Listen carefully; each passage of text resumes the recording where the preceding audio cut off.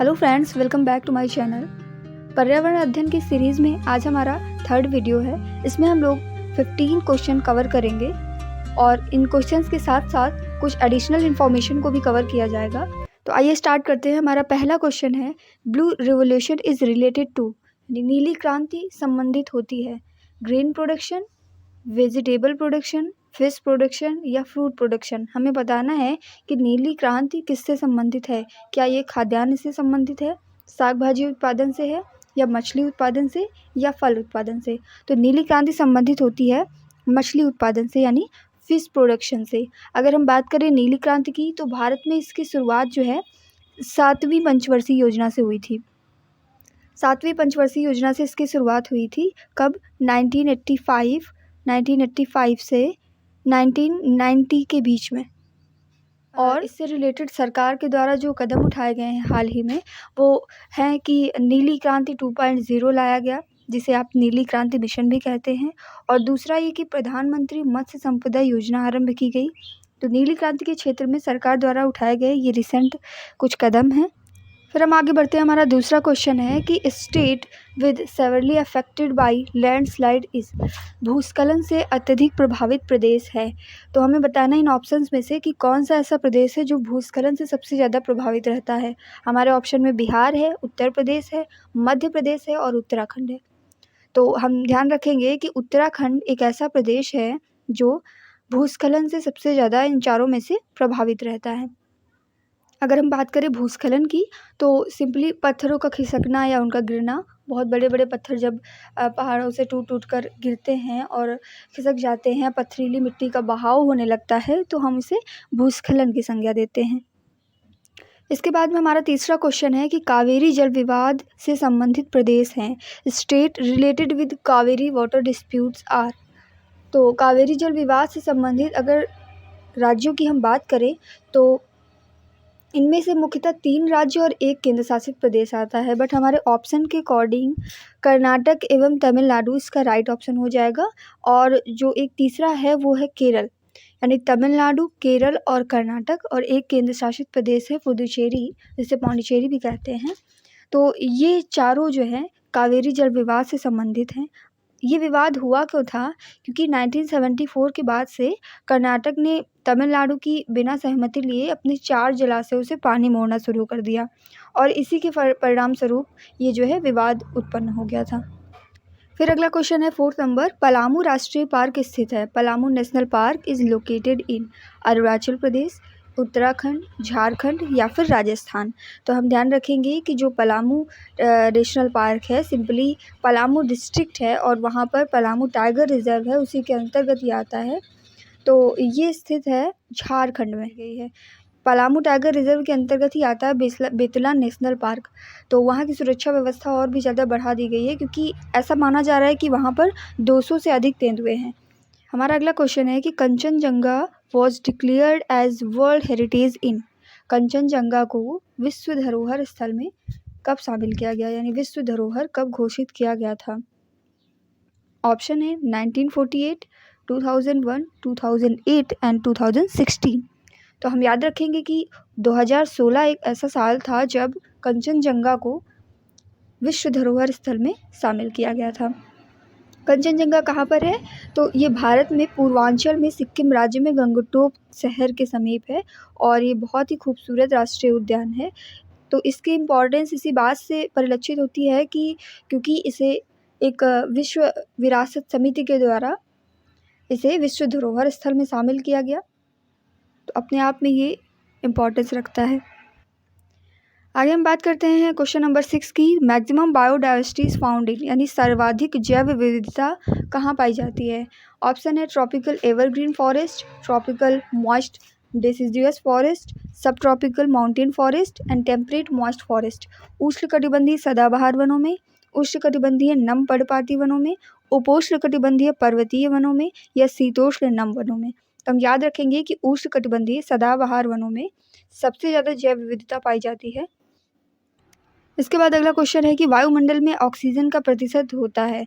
हमें बताना है percentage of oxygen in the atmosphere. 3%, 21%, 71% और 31%। तो हम ध्यान रखेंगे कि लगभग 21% ऑक्सीजन हमारे वायुमंडल में पाई जाती है।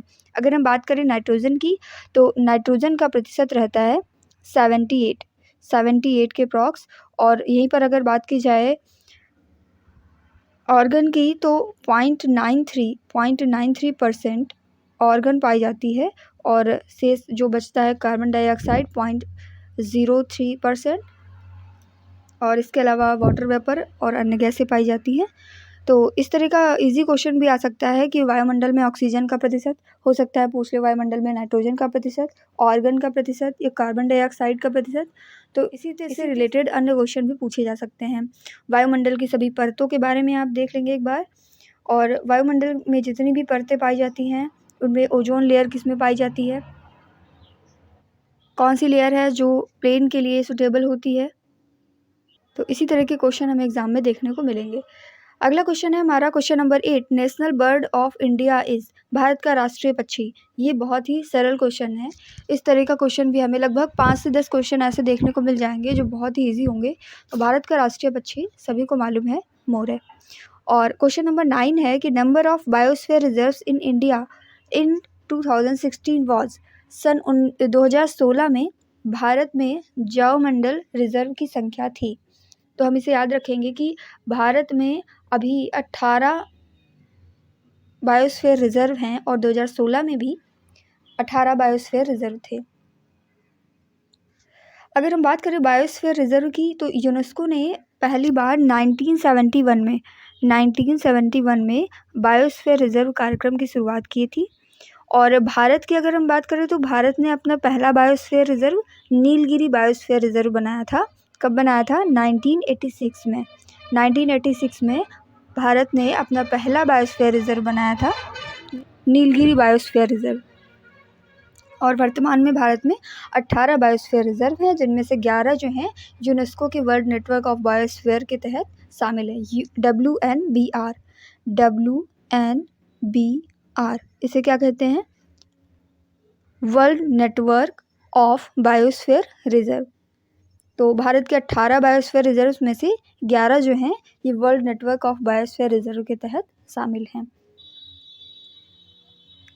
फिर हमारा अगला क्वेश्चन है कि गिर राष्ट्रीय पार्क में संरक्षित प्राणी है। गिर राष्ट्रीय पार्क में संरक्षित प्राणी, protected animal in Gir national park, we all know that is lion, यानी कि शेर। यहीं पर अगर हम बात कर ले पहले कि गिर अभ्यारण्य किसके लिए फेमस है, तो शेरों के लिए। हालांकि इसमें जो है बड़े कद का हिरण हो गया, सांभर है, और चीतल है, नीलगाय, चिंकारा और कुछ बारहसिंगा भी देखे जाते हैं, इनके लिए भी फेमस है। लेकिन मूलतः जो है शेरों के लिए विख्यात है। और भालू भी देखे जाते हैं यहाँ पर, बड़ी पूंछ वाले लंगूर भी भारी मात्रा में पाए जाते हैं, लेकिन मेनली ये शेरों के लिए विख्यात है। फिर अगला क्वेश्चन है क्वेश्चन नंबर 11, भारत में स्थापित प्रथम राष्ट्रीय पार्क है। हमें बताना है कि भारत में कौन सा नेशनल पार्क फर्स्ट इस्टेब्लिश हुआ था। तो ऑप्शन है Kanha national park, Kaziranga national park, Jim Corbett national park और मानस नेशनल पार्क। तो यहाँ पर हम बात करेंगे जिम कॉर्बेट नेशनल पार्क की, जो कि भारत में पहली बार नेशनल पार्क स्थापित हुआ था। और साथ ही में ये है कहाँ पर, तो उत्तराखंड में है। और इसका नाम था पहले हेली नेशनल पार्क, जिसे बाद में बदल के जिम कॉर्बेट राष्ट्रीय उद्यान कर दिया गया था।